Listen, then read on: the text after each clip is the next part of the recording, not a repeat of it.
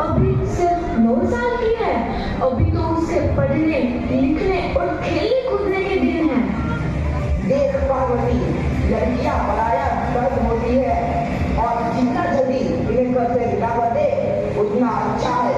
कल से आनंद की पढ़ाई लिखाई बंद। पर बाबू, इसमें मेरी क्या गलती है? आप मुझे पढ़ाई करने क्यों नहीं देते? तेरी गलती है कि तू एक लड़की है। लड़का होती तो क्या बाबू? लड़का होती तो क्या? लड़की, ज्यादा जबान न चला, नहीं तो जबान अलग से खींचकर बाहर निकाल दूंगा। बाबू, मैं पढ़ लिख कर कुछ बनना चाहती हूँ। मेरी पढ़ाई ना रोको बाबू। आनंदी, तुझे पढ़ना है तो पढ़, लेकिन सारी उम्र बाप की छाती पर ही बोझ मत करना है। पर बाबू, अभी तो मेरी उम्र पढ़ाई लिखाई की है। मुझे पढ़ लिख कर डॉक्टर बनना है। पढ़ाई पढ़ाई पढ़ाई, आज तो तेरी विदा होगा, काम तमाम करके ही छोड़ूंगा। ये ले। नहीं बाबू, मत छोड़ो, मत छोड़ो बाबू। मत छोड़ी। नहीं बाबू, नहीं। बाबू, फिर तुमने क्या किया? तुमने मेरी किताबों को भी नहीं पढ़ा बाबू। मेरी किस्मत फाड़ दी, मेरी किस्मत। ये काम लड़कियों के हाथ में तो सिर्फ मेहंदी अच्छी लगती है, मेहंदी। पर बाबू, मैं लड़की हूँ तो क्या हुआ? लड़का और लड़की तो हमारी दोनों आंखों के समान होते हैं। चुप कर आनंदी, और यह एहसान मान कि अब तक जिंदा है तू। कहीं बचपन में गला दबाकर मार दिया होता तो यह तेरी बकवास नहीं सुननी पड़ती आज। पर बाबू, मुझे तुम्हारा नया अच्छा ना लगे है। देख छोरी, जितना जल्दी हो तू चूल्हा जलाना सीख ले, उतना ही अच्छा है तेरे लिए।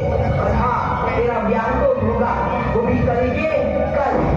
अपना जीवन है तुम्हारी ये कहानी। आंचल में है दूध और आंखों में है पानी। मुझे माफ कर दे बेटी, तेरे बापू के जिद के आगे मेरी एक न चलेगी। माफ कर दे बेटी, मुझे माफ कर दे। इस प्रकार मात्र 9 वर्ष की छोटी उम्र में आनंदी का विवाह गोपाल राव जोशी से हो गया। बाल विवाह एक सामाजिक कुरीति है और इस कुप्रथा का शिकार होना पड़ा आनंदी को। 5 वर्ष बाद आनंदी 14 साल की हो गई है। उसके घर एक शिशु ने जन्म लिया है। देखते हैं आगे क्या हुआ। देखिए ना, इसे क्या हो गया है? इसका माथा तो अंगार की तरफ तप रहा है। इसे तो बहुत तेज बुखार है। आप बिना कुछ भी बोलते हैं, दीजिए मुझे। माताओ, माताओ, जल्दी से वैद्य जी को बुला के लाओ। जी, अभी बुला के लाता हूँ। ये तुम क्या कर रही हो आनंदी? भगवान की विभूति लगा रही हूँ। बस करो आनंदी, ये सब अंधविश्वास है। अरे आप यकीन तो कीजिए, भगवान की कृपा से इसका माथा ठंडा हो रहा है और बुखार भी उतर गया है ना बाबू? देखिए, दीजिए मुझे। उठो बाबू, आंखें खोलो, तुम्हें तुम्हारी माँ बुला रही है। आंखें खोलो, देखिए ना इसे क्या हो गया है। आंखें भी नहीं खोल रहा। आंखें खोलो बेटा। आप चुप क्यों है? आंखें खोलो बेटा, आंखें खोलो। आनंदी, हमारा बेटा कभी आंखें नहीं खोलेगा। नहीं, ऐसा नहीं हो सकता। मेरे बेटे को मुझसे कोई नहीं छीन सकता, कोई नहीं छीन सकता। पागल मत बनो आनंदी। माधव, माधव। आनंदी, बंद करो ये पागलपन। भगवान ने मेरा बच्चा छीन लिया। भगवान ने नहीं, तुम्हारी अशिक्षा और अंधविश्वास ने तुम्हारा बच्चा छीना है। अगर तुम पढ़ी लिखी होती तो आज हमारा शिशु जीवित होता। तुम अनपढ़ थी आनंदी, अनपढ़। नहीं, अब मैं अनपढ़ नहीं रहूंगी। नहीं रहूंगी मैं अनपढ़। मैं पढ़ूंगी ताकि कल किसी और आनंदी को इलाज के अभाव में अपना बच्चा ना खोना पड़े। शाबाश आनंदी, और यही तुम्हारे अपराध के लिए प्रायश्चित भी है।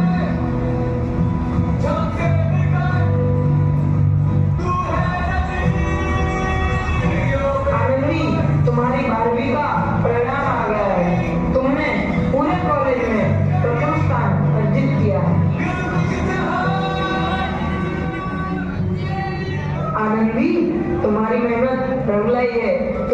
शिक्षा वृत्ति मिली है।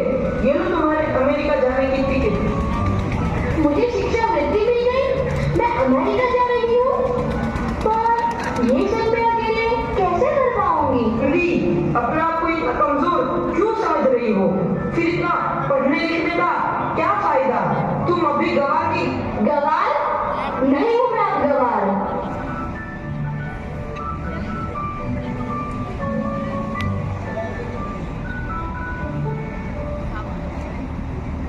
तो इस प्रकार 7 अप्रैल 1883 को आनंदी अमेरिका के पेंसिल्वेनिया के लिए रवाना हुई और 3 साल बाद उन्होंने डॉक्टर ऑफ मेडिसिन की उपाधि प्राप्त कर ली। इधर आनंदी के पिता की तबीयत बहुत खराब है। आगे क्या होता है देखते हैं। लगता है अब मेरे जाने का समय आ चुका है। अब मैं नहीं बचूंगा। ऐसा मत बोलो। शहर के सिटी हॉस्पिटल में अमेरिका से डिग्री लेकर कोई बड़ा डॉक्टर आया है, एक बार वहाँ चलकर दिखा लेते हैं। हाँ सही बोला भैया, कम से कम दिल को तसल्ली तो मिल जाएगी। हाँ हाँ, चलो चलो जल्दी हॉस्पिटल चलते हैं।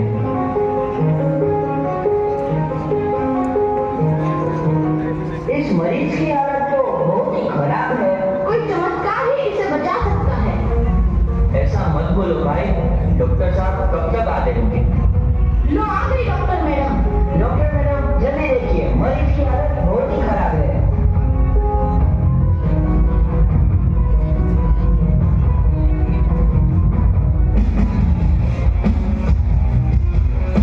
अब आप बिल्कुल ठीक हैं।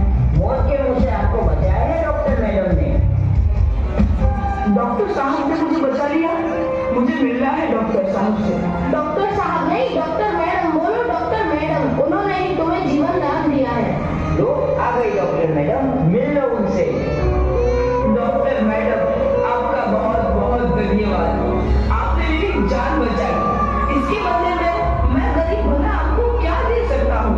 वचन चाहिए मुझे कि कभी ये नहीं कहोगे कि लड़कियां कुछ नहीं कर सकती। वचन? ये कैसा वचन? अरे श्यामलाल, तुमने पहचाना नहीं? तुम्हारी बेटी आनंदी। आनंदी? मेरी बेटी आनंदी डॉक्टर?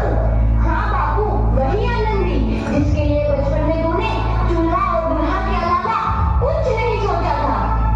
आनंदी, आनंदी मेरी बेटी, मुझे माफ कर दे। मैं तेरा गुनहगार हूँ बेटी। नहीं नहीं बापू, वही आनंदी जिसके हाथ पीले करके तुम उसकी सारी जिंदगी काला कर देना चाहते थे। माफ कर दे मुझे मेरी बच्ची, माफ कर दे। मैं तेरा अपराधी हूँ मेरी बच्ची, माफ कर दे। नहीं बापू, मैंने तो तेरा एहसान चुकाया है। याद है ना अपना एहसान जो बचपन में तुमने मुझ पर किया था? ताने सुना सुना कर जीते जी मारना आना मुझको। अब बोल, और किस किस को मारेगा? आनंदी बेटी, मुझे माफ कर दे मेरी बच्ची, मैं तेरा गुनहगार हूँ।